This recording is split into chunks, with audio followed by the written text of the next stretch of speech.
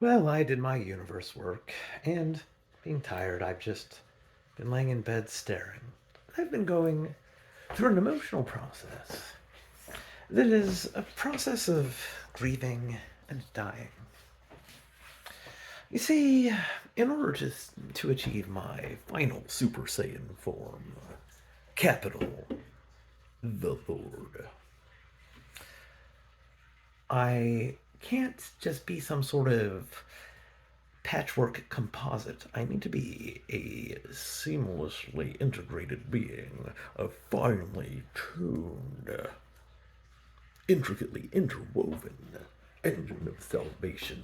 So I can't just have these compartmentalized identities in me. And for the first 34 years of my life, there's this guy, this identity, the guy I think of myself as. This guy, Ray the Human. Ray the Human regarded himself as a complete being, a complete sovereign being in his own right. Not a part of something bigger, not, like he was. I mean, the guy's a pretty tough customer. And it's like that Ray the Human identity is afraid to die, but willing. And it's not a death. Ray the Human, that magnificent guy, he'll never be gone. It's just as a distinct self-regarding thing, it will be gone. I mean, really, all of my personality, all of my lovable and delightful quirkiness. I mean, it really is Ray the Human, because, like, what kind of personality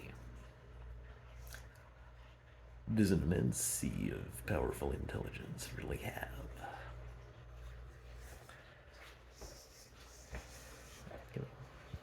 The thing is, like, that's actually the kind of bland personality you want in a deity. Like I said, I'm just the spokesperson. I'm not explaining this well, but I just, yeah. This distinct identity.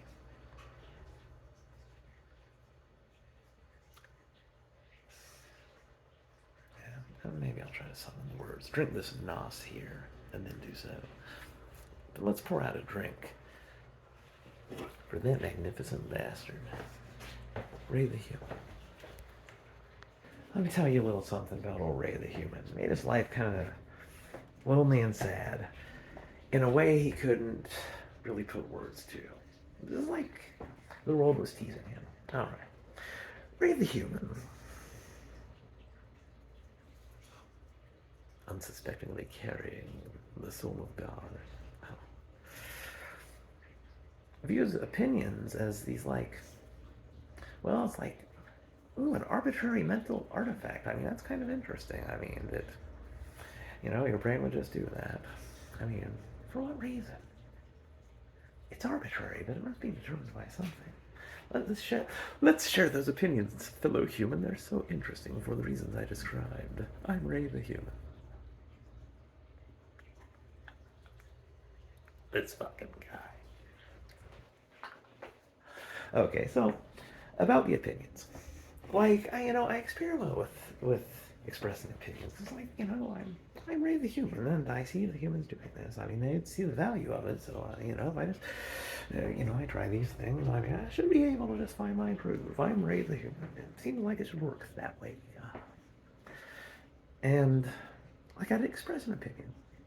Somebody'd be like, expressing like an opinion that was somehow, and then giving me like a fucking truculent look. I'm like, dude, it wasn't that serious. It's just it's arbitrary. It's like you view two arbitrary things asymmetrically, my friend. I find this disturbing.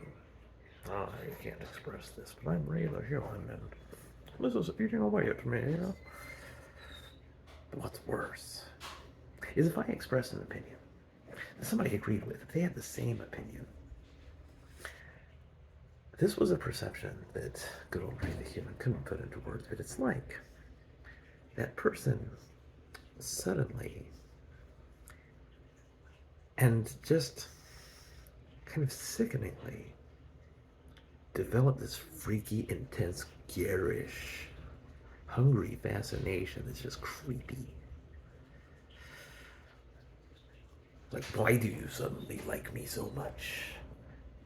I'm not that committed to that opinion. I don't understand the levels of commitment that I generated with this. Okay, get the fuck off of me. It's like my intrinsic emotional response. Oh,